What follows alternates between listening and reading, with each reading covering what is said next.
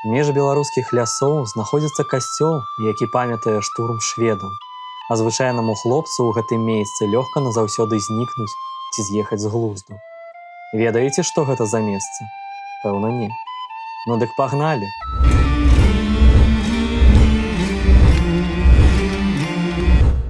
Цвёрды факт.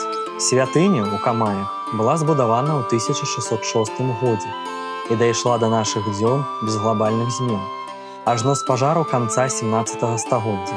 Дарэчы, вельмі цяжка знайсці ў адкрытым доступе выявы архітэктурных славутасцяў у Камаях. Таму глядзіце відэа да канца і падпісвайцеся на наш канал, каб на свае вочы ўбачыць, як ажывае гісторыя. Касцёл святога Яна Хрысціцеля ўвабраў у сябе рысы абарончага дойлідства, элементы готыкі і рэнесансу. Галоўны фасад па баках абрамляюць мураваныя вежы з высокімі арачнымі аконнымі праёмамі, што паглыблены ў нішах. Асноўны аб'ём завершаны трохпутным шчытом. У такім выглядзе касцёл быў збудаваны нездарма, каб вытрымаць націск аблогі. А ці ведалі вы, што падчас паўночнай вайны шведы намагаліся ўзяць Камаі, а паколькі касцёл выконваў абарончую функцыю, яму давялося прыняць удар гарматных залпаў на сябе. Адбіткі ядраў на сценах фасаду захаваліся да нашых дзён, а ў гонар перамогі местачкоўцы замуравалі іх у стенах касцёла. Такім жа старажытным і нерухомым бліз касцёла высіцца над зямлёю каменны крыж. І, што самае цікавае, гісторыкі не маюць пэўнага адказу аб яго паходжанні.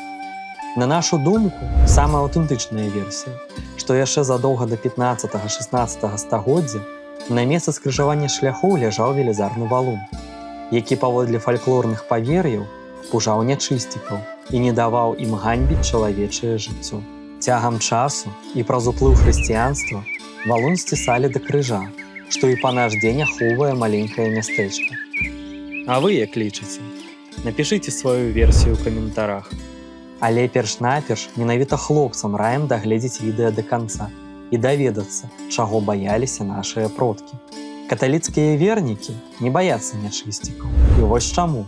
Над алтаром знаходзіцца цудадзейны абраз Маці Божай, што быў спецыяльна напісаны ажно ў 1610 годзе майстрамі кракаўскай школы у гонар узвядзення святыні. Хоць касцёл і быў збудаваны ў Камаях, але слабыя духам людзі ўсё роўна маглі трапіць пад уплыў нячысцікаў. Паводле аднаго падання, у лесе, што каймуе мястэчка, жыла зазоўка. З выгляду вабная дзяўчына, голае цела якой прыкрывае даўгія валасы.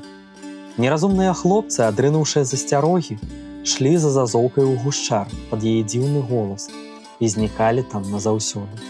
А тыя, хто вяртаўся, страчвалі розум ды забівалі сябе. Местачкоўцы сцвярджаюць, што камайская зазоўка стала лябёдкаю і адляцела разам з птушкамі ў паганскі вырай. Але мы ўсё роўна раім быць асцярожнымі і не здраджваць сапраўднаму каханню.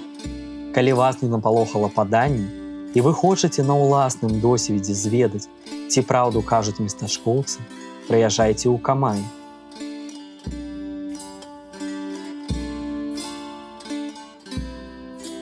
Вам спадабалася гэтая гісторыя? Стаўце лайк і падпісвайцеся на канал, каб не прапусціць новыя вандроўкі па Беларусі.